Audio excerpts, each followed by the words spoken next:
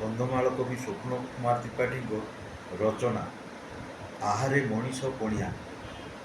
ସକାଳୁ ସକାଳୁ ମା କୁକୁରଟା ଘୁରୁଛି ବାରଦୁଆର, ମିଳିଯିବ କାଳେ ଅଇଁଠା ଫୋପଡ଼ା ତା ପିଲାଙ୍କ ପେଟ ଆହାର। ମା ପରା ସିଏ ସନ୍ତାନ ବଛଡ଼ା, ତା ହୃଦ ଅମୃତ ପ୍ରେମ। ଦୁନିଆରେ ପ୍ରେମ କପଟ ବିରଜେ, ମା ପ୍ରେମ ନୁହେଁ ଭ୍ରମ। ମା ଚାଲିଗଲେ ଦୁନିଆ ଅନ୍ଧାର, ତା ସନ୍ତାନ ବେସାହାରା। କବିର କବିତା ହୃଦୟ ଦହନ, ନିତ୍ୟ ଅଶ୍ରୁର ପସରା। ପଡ଼ୋଶୀ ଘର ସ୍କୁଟି ହ୍ୟାଣ୍ଡେଲରେ ଓହଳା ଟିଫିନ୍ ପଲିଥିନ୍।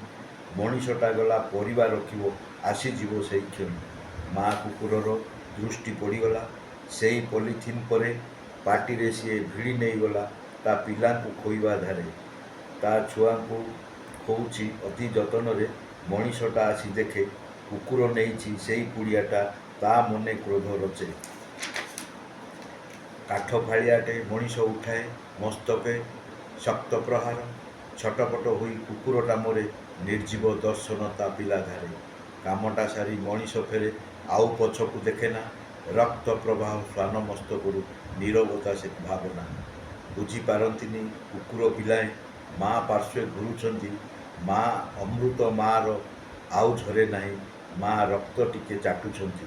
ବାଃ ଦୁନିଆ, ବାଃ ମାନବ। ଶ୍ୱାନ ସଂସାରଟା ସରିଗଲା। ବୁଲା କୁକୁରଟା, ତାକୁ କିଏ ପଚାରେ? ସରବେ ଦେଖନ୍ତି ଭଲା। କୁକୁର ସନ୍ତାନ ଅବୁଝା ମନର, ମା ସ୍ତନ ଚାପୁଛନ୍ତି। ବୁଝି ନାହାନ୍ତି ଏ ଦୁନିଆଟା ସ୍ୱାର୍ଥୀ, ଚକ୍ଷୁ ବି ବାହୁଛନ୍ତି। ମାତ୍ର କେଇଦିନ ଭୋକ ଉପାସରେ ସରିଯିବ ତାଙ୍କ ଦିନ। ବାଃ ମଣିଷର ପରା ମଣିଷ ପଣିଆ, ସୁଖ ଜୁଆର ସନ୍ଧାନ। ନିଶ୍ଚଳ ଶରୀର ପଡ଼ିଛି ମା'ର, ଏନେସି ଉଠେଇ ନେବ।